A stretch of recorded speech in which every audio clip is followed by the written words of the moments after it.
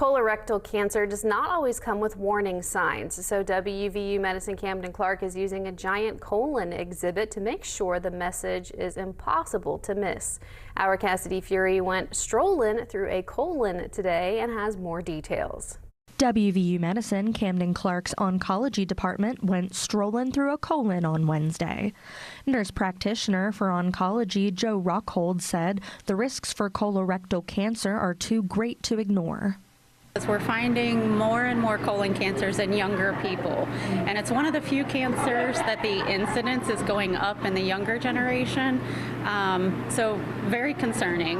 Rockhold encourages patients to talk to their doctor about screening options and when the right time is to start, depending on family history or if the patient is experiencing symptoms.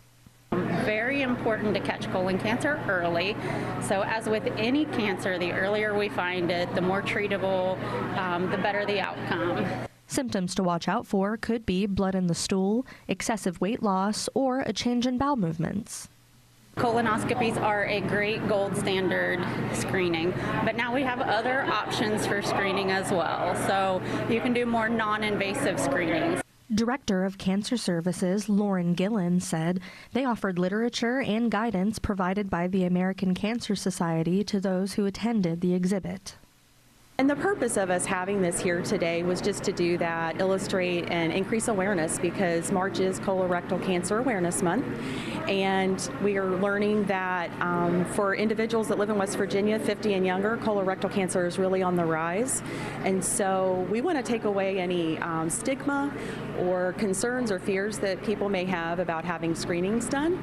It's possible not to show any symptoms of colon cancer during a time when treatment and remission are more likely.